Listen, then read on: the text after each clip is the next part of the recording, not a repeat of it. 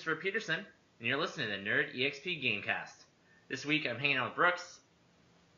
My name is Brooks. Might know me as MVG or Military Veteran Gamer. This is my first time on a podcast, so I hope I do justice. I think you'll do great, and thank you for coming on, and thank you out there for listening. If this is also your first time, you're in for a treat. If you're coming back, we appreciate that. Each week, members of the blogging community go through the top gaming headlines to help you level up your game IQ. We're going to jump straight into the news, and we're going to start off with Sony. Recently, Sony, this past Monday, announced that Spotify will be supported on their game consoles, specifically the PS3 and PS4. It's a separate app. It works pretty seamlessly. And for me, the biggest win is that Spotify has its own separate volume controls and can play in the background. I think this is an excellent idea. Spotify is a great service, and adding that to Sony consoles is a great way to get more people to consider picking up a console. Yeah, I mean, there's already a lot of games out there that are really monotonous, that don't have a great soundtrack. So, if you always hear about people playing grinding games and listening to their favorite podcasts or music, and the fact that you can do that all baked into the console is just a huge win for Sony and Spotify, and I think it's a great combination of services that I'm really surprised we haven't seen before or more aggressively.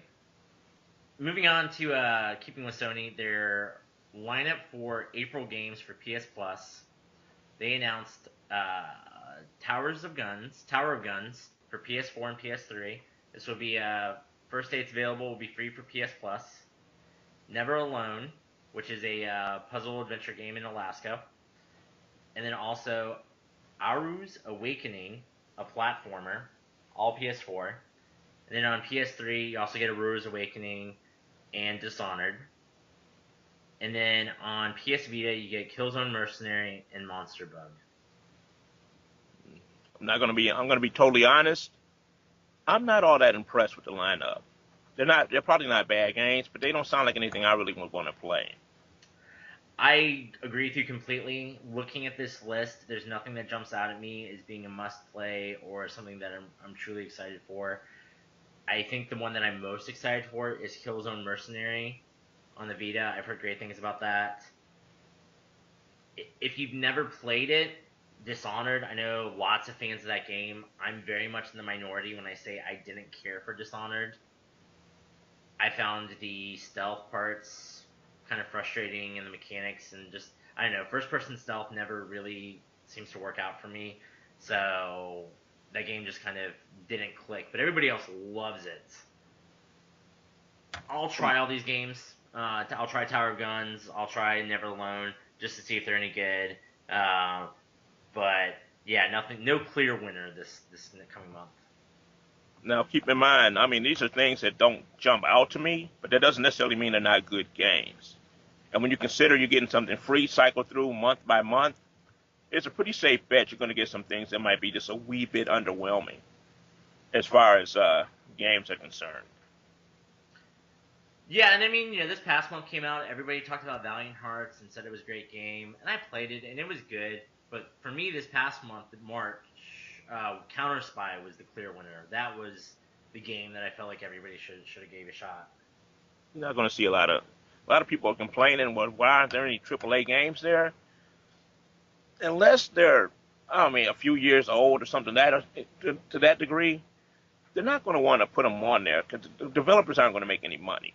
What's the point? I can see independent games, things of that sort, or demos, but AAA games, you're not going to see a lot of new ones on there. There's just no way around it. I think a lot of people are waiting for that first AAA game from a PS4 title. The closest that came was Injustice: Gods Among Us, which is a fighting game, so already you're losing a huge chunk of the population.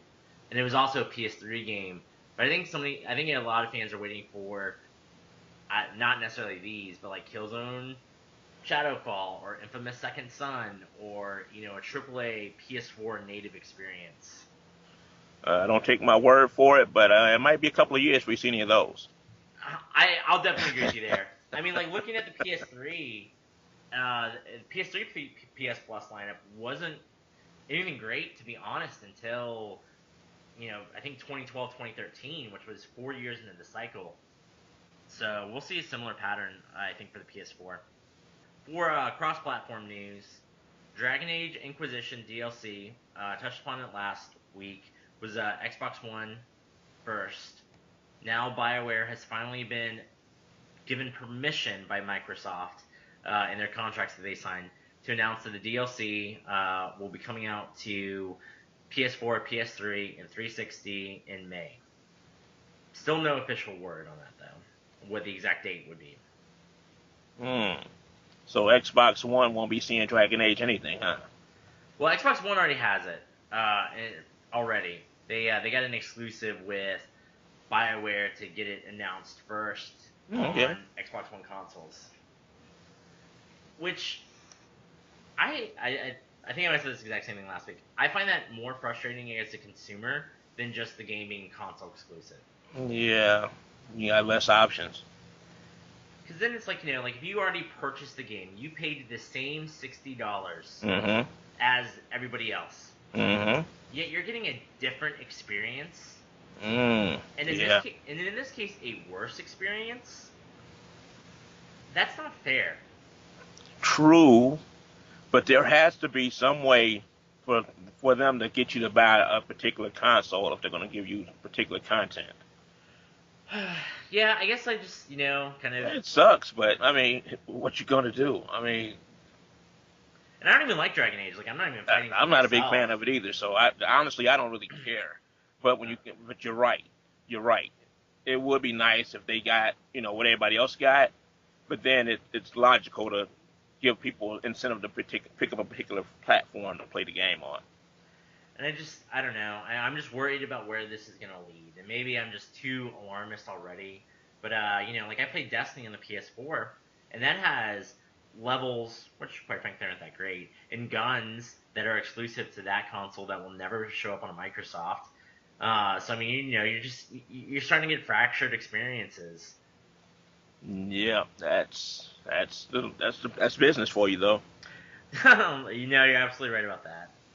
Kind of on the other end of the spectrum, Mortal Kombat X is going to have a lot of DLC. As far as I know, it's available on all consoles. But they came out and said that some of these DLC characters will be available in a try before you buy capacity. I hate downloadable characters. I hate characters that should be in the game that you have to buy and download.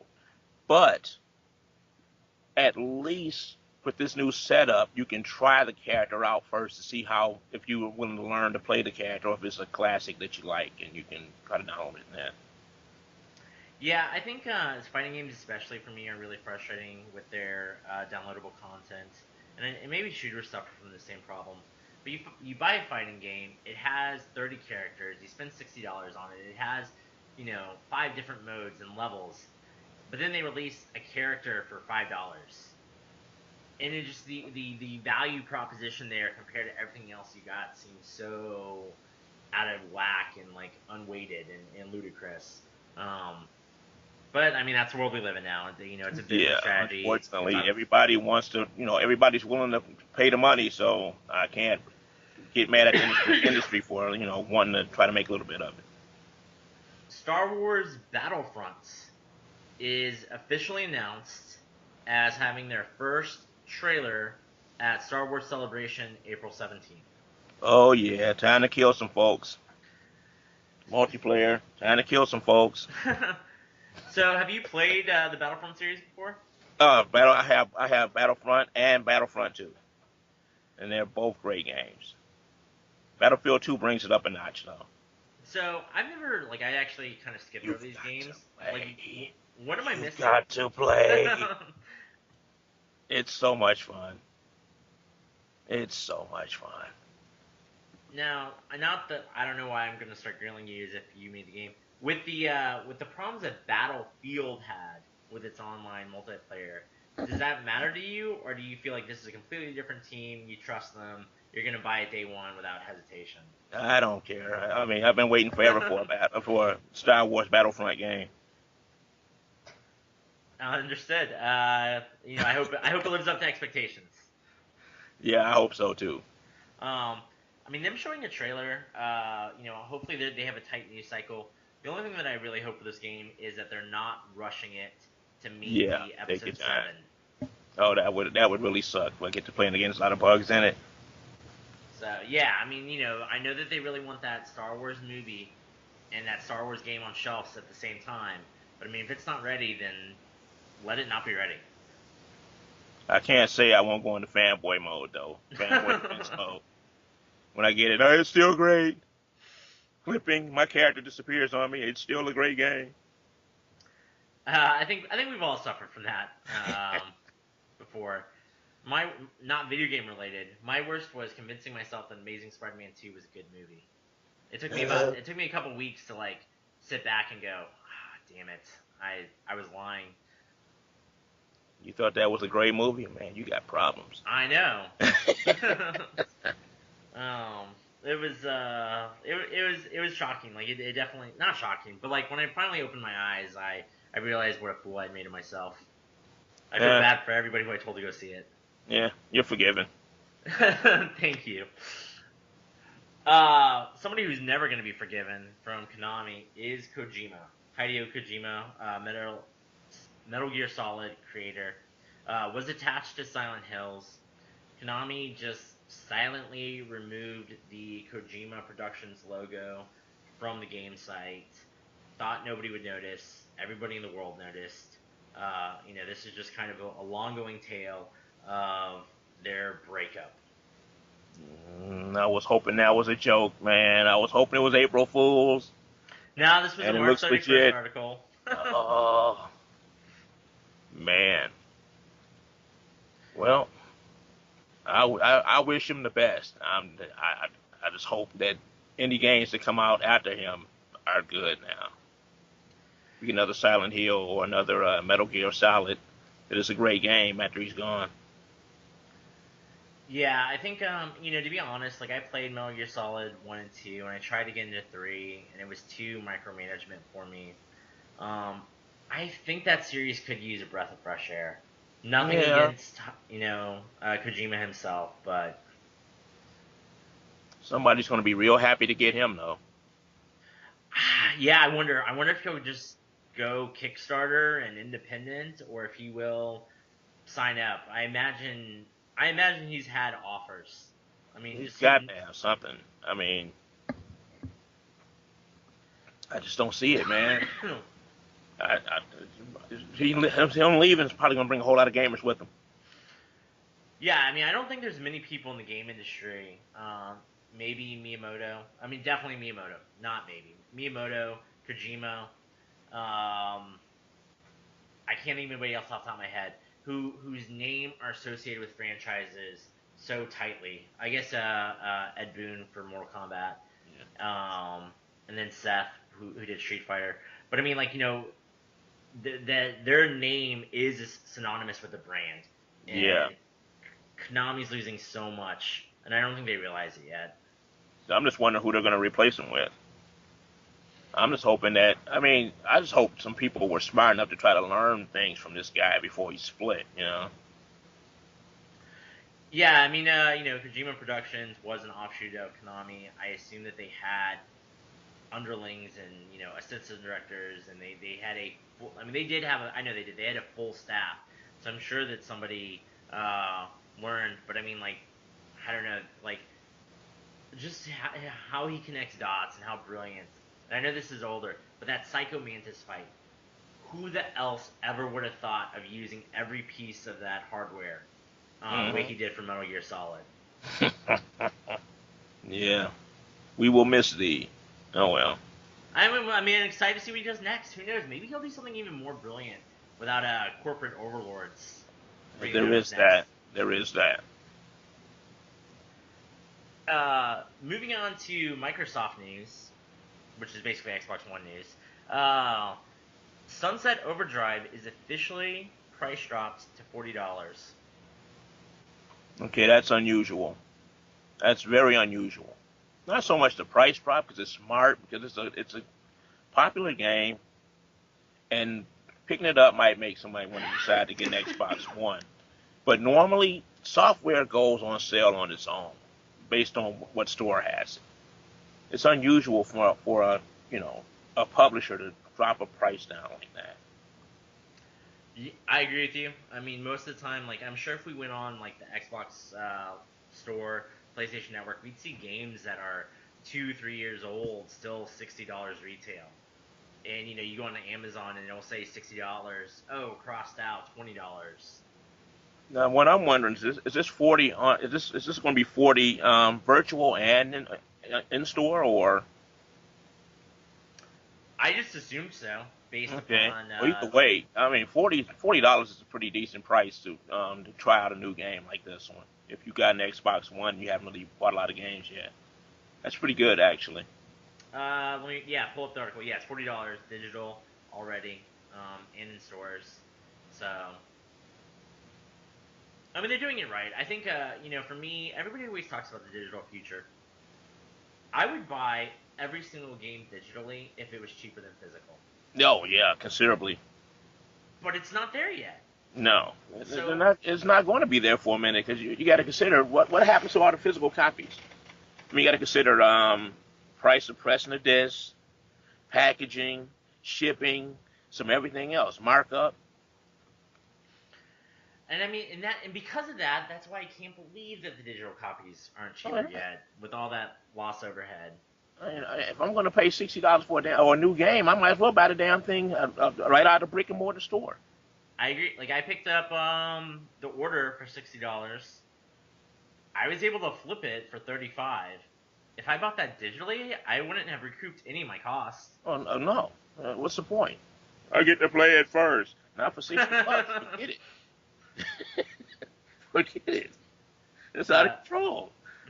but yeah, I hope this is a new trend. I would love to see official price drops 6 months after the game's developed and Hmm. or published instead of the unofficial price drop.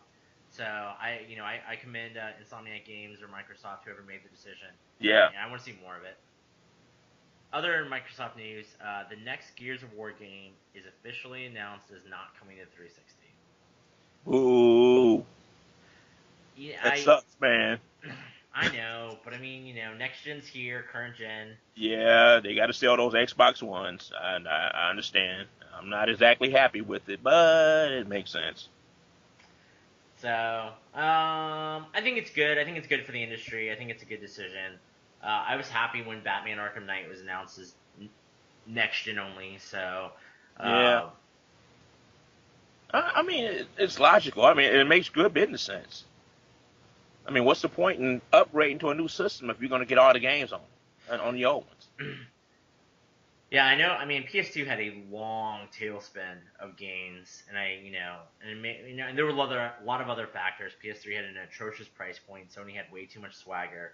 Uh, but I think that constant games coming out on a larger install base didn't help the PS3 ever build any momentum. Yeah.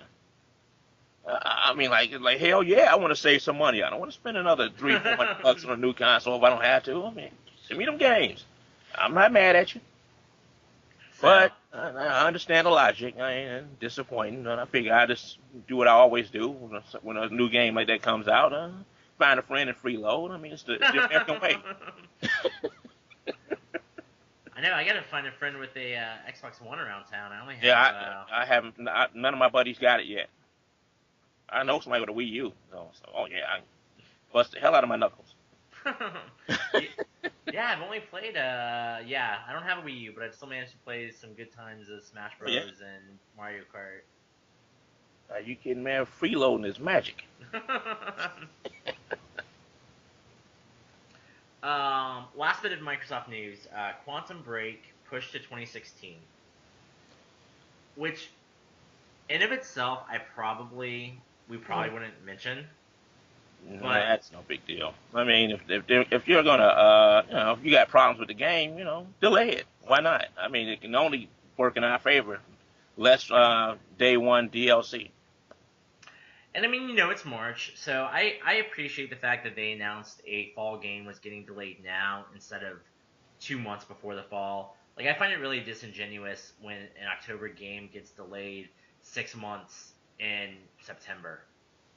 It's like you knew beforehand. Yeah, you knew there was a problem. You should have said something sooner.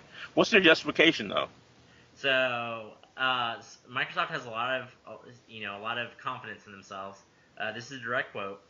We've got the strongest games lineup in Xbox history right now, with 2015 blockbuster exclusives like Halo 5 Guardians, Rise of the Tomb Raider, Fable Legends, and Forza Motorsport. With so many games launching this year, moving Quantum Break to 2016 extends our incredible portfolio into next year. Bovine residue. That's bull doo doo.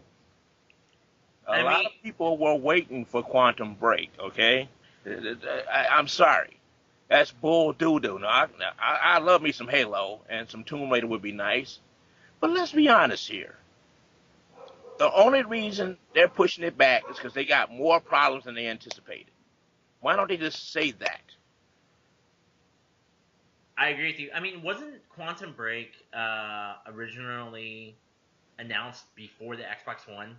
Like, I could have Don't sworn. give me the line. Don't give me the line. I don't even remember.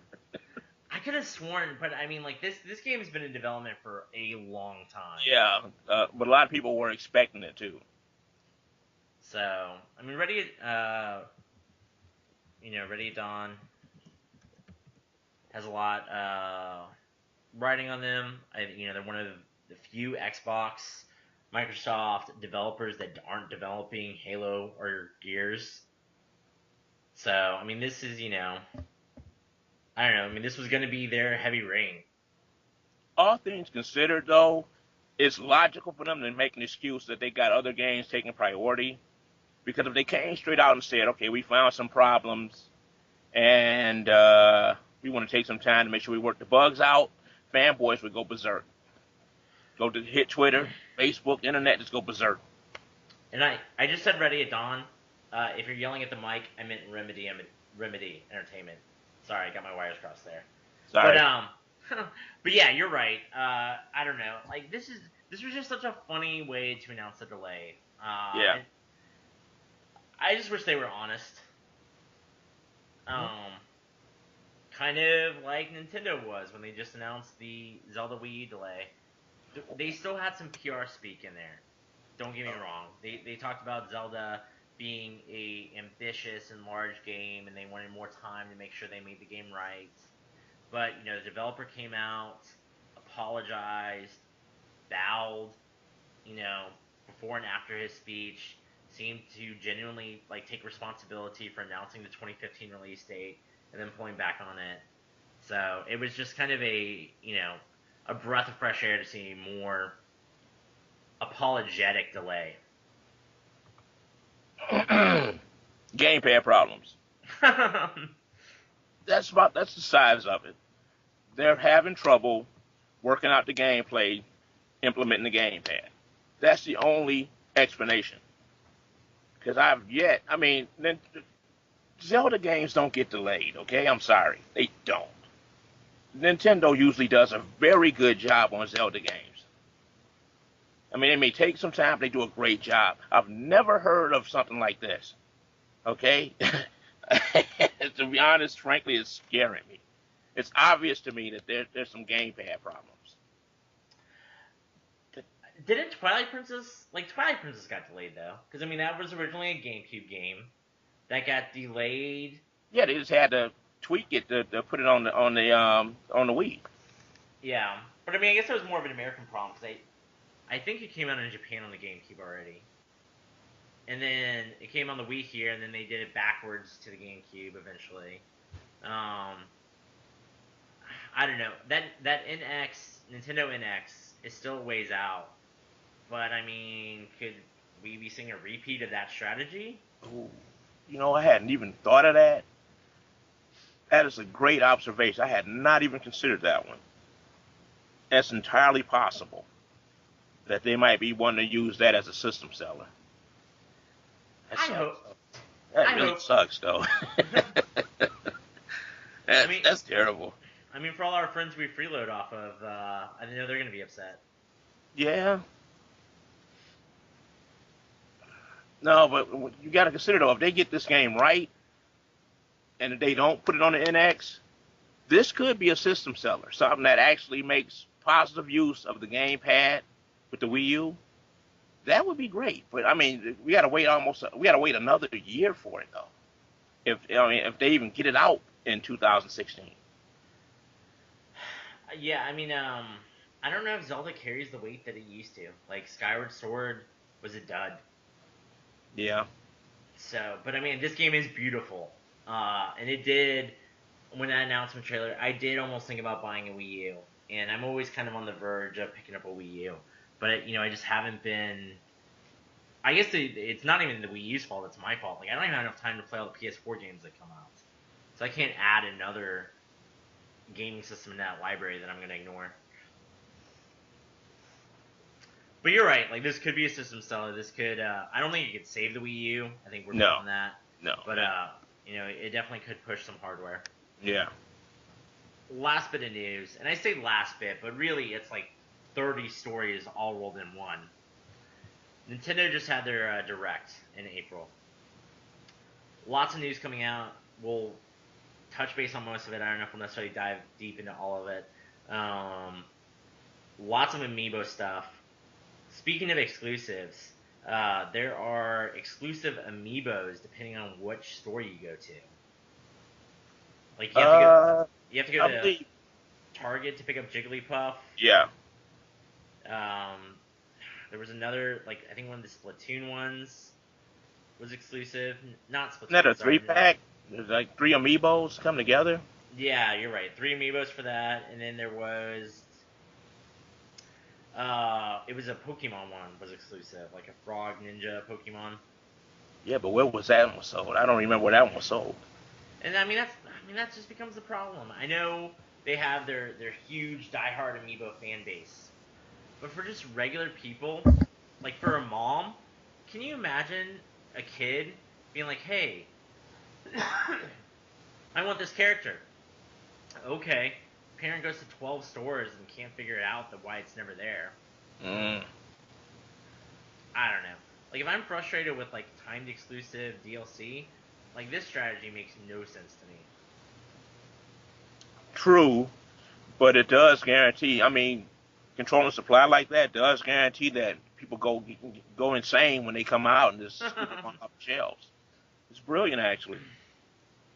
And you're right about that. I mean, Nintendo has always been very diligent about controlling their supply. You know, that's why they trickle their games out the way they do. It builds demand because everybody wants to play that next Nintendo game, that next exclusive. So, besides Amiibos, they also announced Mario Kart 8 is getting a free 200cc version of the courses. So I guess like from playing on Mario Kart games, CCs basically mean hard. So this will be even harder than 150. Oh, I mean, it'll give people who've done everything in that game more to do. well, yeah, but you know how people get. Some Nintendo fans get. Why are they changing the game? Don't do that. Like, give me more ways to play. Quit complaining. I've seen this met with positive responses. I haven't seen too much. Well, yeah, for the most part, unless you go on YouTube. Uh, they should do an all blue turtle shell mode. People would love that. Oh, F that, man. Not unless I got them. They also are doing some Animal Crossing DLC, which will arrive earlier than originally anticipated. This was announced way back in I think November, and they released the first pack in November, and then the other was supposed to be in May, but now it's coming out in April. So I mean that's good. I've never Oh, seen a yeah. company be able to get people to buy DLC like 6 months in advance. Animal Crossing is a great game. I mean, the series has been great with every version of the game has been great. So uh, I don't have a problem with this at all. Um, Mewtwo was originally a fighter that was going to be free if you purchased the 3DS and the Wii U version. of Super Smash Bros. It is going to also be available for sale for $3.99. More characters. Yeah, but it was free, man. Why you gonna charge people now? I just like I don't know. It seems so crazy. Like I mean, they had to buy the 3DS version and the Wii U version to get this guy free originally. I guess I'm glad that they're giving people a paid option, but still, Yeah, just I guess. it's a lot of revenue. Yeah, I ain't mad at them.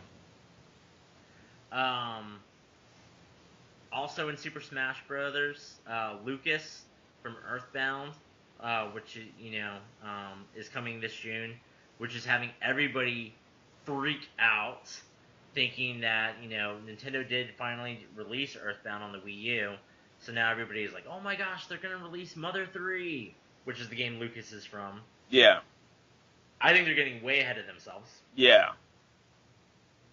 Well, let them dream, Would be nice.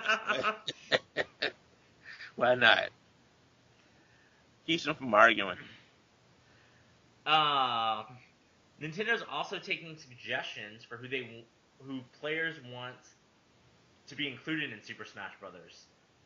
Very much like Harmonix for Rock Band, they are stating these are suggestions. We are not necessarily going to do it, even if we do have a clear winner. Who would I want to see? I hadn't even considered that. What jumps out at me, and I'll just go while you're thinking. Ice Climbers need to come back. Yep. The fact that Yep. they took them away, that's a beloved Nintendo franchise from history. This is a chance for Nintendo to right their wrongs and bring the Ice Climbers back. Yeah. Toss in Eggman. What the hell? Give Sonic an arch enemy. I guess besides that, like I don't know, more Pokemon. Like those characters are beloved. One thing, this is not an original idea from me. Colin Moriarty said this. Dr. Wily using the Robot Masters, just like the Pokemon trainer from Brawl used the Pokemon, where you could swap them in and out and they each have their own different abilities. That seems like a ridiculously cool idea. Yeah. Mario Maker is coming to the Okay. Wii U in That September. that that looks great. That looks great. Nostalgia. So, if you don't know, it's basically you do-it-yourself Mario creation levels. They showed this in E3 2014, and it has kind of two different designs. Well, actually announced originally only had two, which was Super Mario Brothers Original, and then kind of the new Super Mario Brothers design. And now they also announced that it's also going to have potential Super Mario Brothers 3 and Super Mario World. Mario is one of those games that I go through and I play and I beat, and I'll get a couple secrets and I'll be like, man, I'm a really good player. And then I'll see somebody like speedrun, and I'll be like, holy shit, I did not realize how far behind I am from everybody else. Man, Mario is 30 years old. I'm an old man now. I was an adult when Mario came out.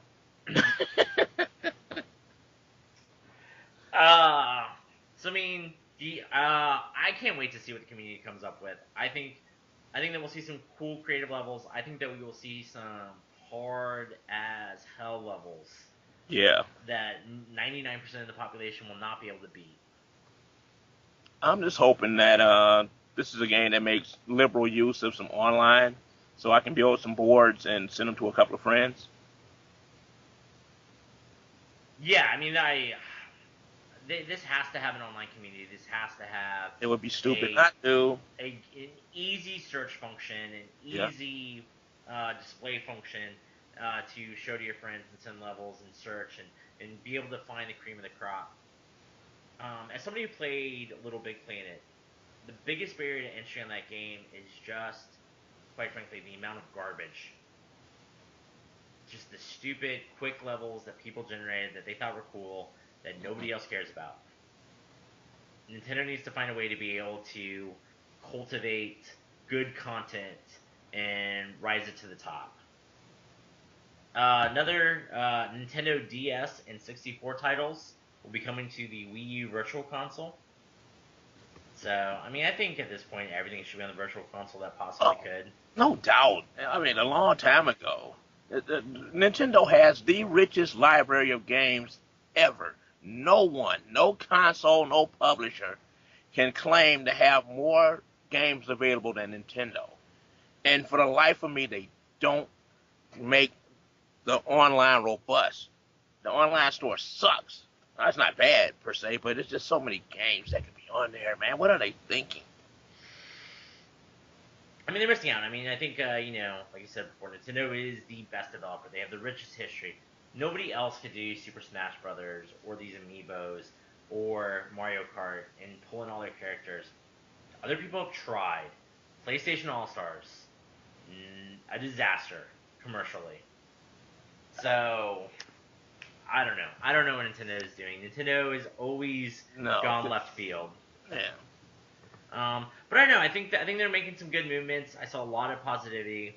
I saw a lot of people saying that this amount of news was worthy of an E3. I think quantity-wise, sure. And I didn't even cover everything. There's still some other stuff, like DLC or announcements to Project Steam or just kind of very specific games.